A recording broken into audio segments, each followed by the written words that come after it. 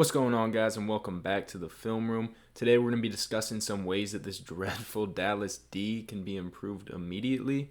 At this point, I really do not want to use the word fixed because it does not feel all too likely that this defense can be fixed this season, but I do think they can at the very least be improved. Hopping into the first point, and like everything with this 2020 Cowboys team, it's going to start with the offense. As high-powered as this offense has been early on, and as much as they've kept us in games, they are still tied for the league lead in giveaways through the first 4 games of the NFL season at 9.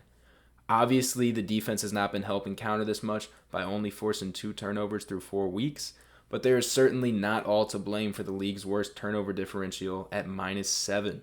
When you have a defense that has been as continually bad as this one has, you have to avoid giving the ball away at all costs, and at the very least, not give the opposing offense a short field like we have against the likes of Atlanta, Seattle, and Cleveland, digging ourselves just even more of a deeper hole than what we are already in. One last note, please get Terrence Steele off a damn island against Myles Garrett, and if you're going to put him on one, then don't run a play that involves multiple play fakes with down the field developing routes. I mean, Mike McCarthy and Kellen Moore were just asking for this one. Next point I'm going to hit on is effort.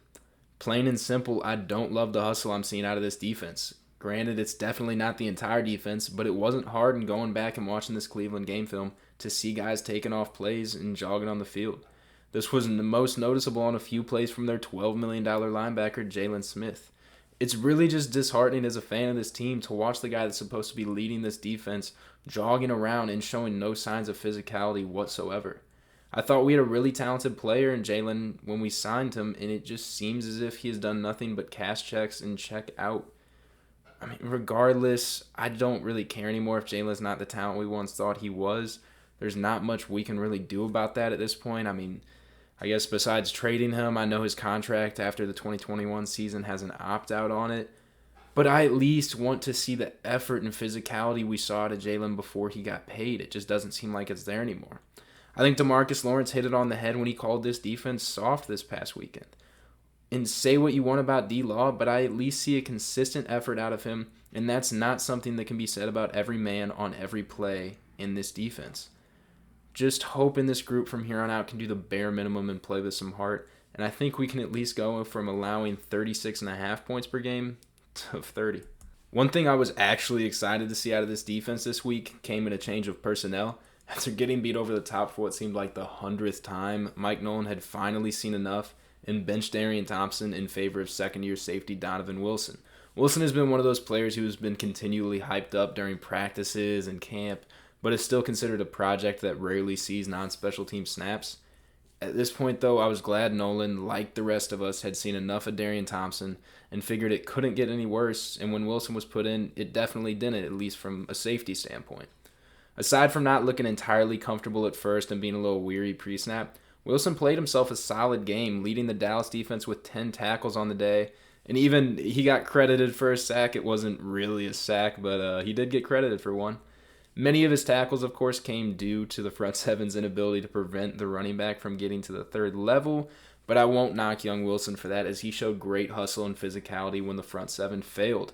I'm really hoping we see strictly Donovan Wilson and Xavier Woods getting safety snaps from here on out. Last point I want to hit on is weathering the storm.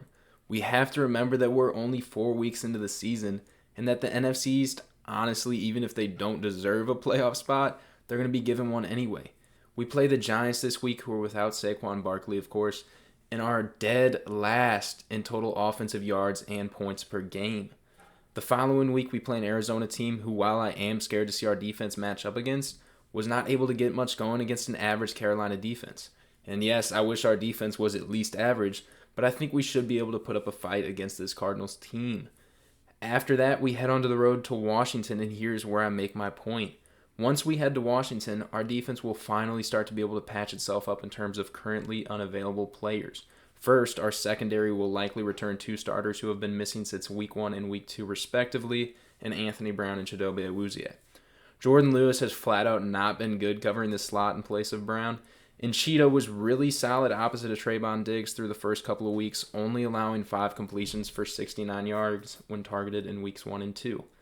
But what I'm most excited for is that Week 7's matchup against Washington will mark the first game that Randy Gregory is eligible to return after being reinstated earlier this offseason. And with how disappointing Everson Griffin has been rushing the passer, I think Gregory's presence will only boost this defensive front's productivity. We're lucky the NFC East is as bad as it is, and there's still plenty of time to get healthy and get our guys back and actually get a chance to right the ship somewhat defensively. Well, I appreciate you guys stopping by and staying till the end. If you enjoyed the video, feel free to like and subscribe and comment below what you think this Cowboys defense could do to improve. Also, check out our website at cowboysfilmroom.com, where we post weekly articles taking a look back and a look forwards at all Cowboys games throughout the season. Lastly, give us a follow on Instagram and Twitter. We post anything on there from Cowboys highlights, Cowboys news, game film analysis, just anything talking Cowboys football. Once again, thank you all for stopping by, and I'll see you guys on the next video.